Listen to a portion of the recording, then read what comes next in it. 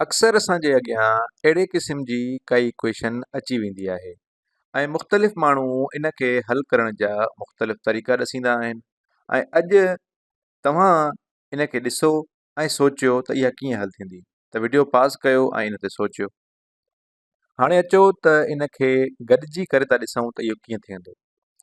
कुझु माण्हू तव्हां मां इहे सोचींदा हूंदा त पहिरियां असांखे खॿे पासे खां शुरू करणु खपंदो आहे, छो त अंग्रेज़ी ऐं रियाज़ी खॿे पासे खां शुरू थींदा आहिनि। त खॿे पासे खां 3 ऐं 2 जोड़ में आहिनि, त 3 ऐं 2 खे जोड़ कयूं त असांखे मिलंदो 5। उनखां पोइ 5 ज़र्ब में आहे त असां 5 खे 5 सां ज़र्ब कंदासीं त असांखे जवाबु मिली वेंदो 5 ज़र्ब 5 25।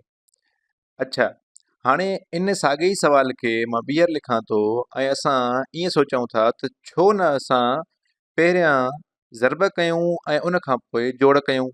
अगरि असां पहिरियां ज़र्ब कयूं हा त असांखे छा मिले हा, त ॿिनि खे अगरि 5 सां ज़र्ब कयूं त असांखे मिलंदा 10 ऐं मथे असां वटि 3 जोड़ में आहे त असां लिखंदासीं 3 जोड़ 10 ऐं 3 खे अगरि 10 सां जोड़ कयूं त असांखे मिलंदो 13। हाणे हिक ई सवाल जा असां वटि 2 मुख़्तलिफ़ जवाब आहिनि, त सोचण जी ॻाल्हि आहे त सही कहिड़ो आहे। सही जवाबु आहे 13 ऐं 13 सही छो आहे? 13 सही आहे अमलनि जी तरतीब यानी ऑर्डर ऑफ द ऑपरेशंस जे हिसाब सां। ऑर्डर ऑफ द ऑपरेशंस यानी अमलनि खे करण जी तरतीब। माना असां वटि सवाल में वंड ज़र्ब जोड़ कट हुजे त पहिरियां छा कजे ऐं उनखां पोइ छा कजे। ऐं सभ खां पहिरियां असांखे करिणो हूंदो आहे पेरंथीसिस। पेरंथीसिस यानी ॾिंगियूं। अगरि कंहिं बि सवाल में ॾिंगी अची वञे त सभ खां पहिरियां असांखे ॾिंगी छॾाइणी हूंदी आहे ऐं ॾिंगीअ खां पोइ असांखे एक्सपोनेंट्स यानी कुवत नुमा छॾाइणा हूंदा आहिनि, यानी पावर छॾाइणो हूंदो आहे ऐं उनखां पोइ असांखे ज़र्ब या वंड ऐं आख़िर में जोड़ या कट छॾाइणी हूंदी आहे।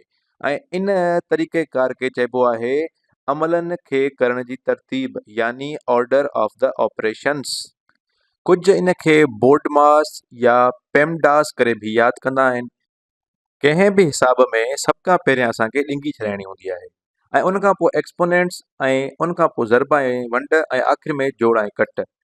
कुवत नुमा सम्झी छॾियो त कुवत नुमा मन साॻे ई अंग जो पाण सां ज़र्ब थियणो हूंदो आहे। इन करे कुवत नुमा ऐं ज़र्ब सम्झो बराबरि दर्जे ते आहिनि ऐं वंड बि साॻे दर्जे ते आहे ऐं जोड़ ऐं कट इहे ॿई बि साॻे ई दर्जे ते आहिनि, इन करे इहे ॿई गॾु थींदा आहिनि।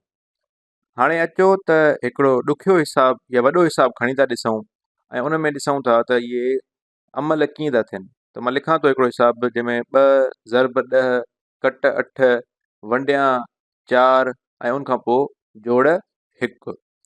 हाणे हिन सवाल में ॾिसो त हिन सवाल में असां वटि ॾिंगियूं न आहिनि ऐं न ई असां वटि का कुवतनुमा या पावर आहे, त मतिलबु असांखे ॾिंगियूं छॾाइण जी ज़रूरत न आहे ऐं न ई कुवतनुमा खे हल करण जी ज़रूरत आहे। पर असां वटि ज़र्ब ऐं वंड आहे त पहिरियां असां ज़र्ब ऐं वंड छॾाईंदासीं। त 2 ऐं 10 पाण में ज़र्ब में आहिनि ऐं 8 ऐं 4 पाण में वंड में आहिनि, त ॿिनि खे अगरि असां 10 सां ज़र्ब कयूं त असांखे जवाबु मिलंदो 20 ऐं 8 खे 4 सां वंड कंदासीं त असांखे मिलंदो 2। त 20 ऐं विच में उहा साॻी जेका कट जी निशानी आहे उहा साॻी लिखंदासीं ऐं उनखां पोइ जोड़ में हिकु जेको हिसाब में आहे उहो बि साॻियो लिखंदासीं। हाणे हिन में असां वटि का बि ज़र्ब ऐं वंड न आहे त असां जोड़ ऐं कट कंदासीं त 20 मां अगरि 2 कटींदासीं त 18 बचंदा ऐं उन में हिकु जोड़ींदासीं त असां वटि 19 बचंदा।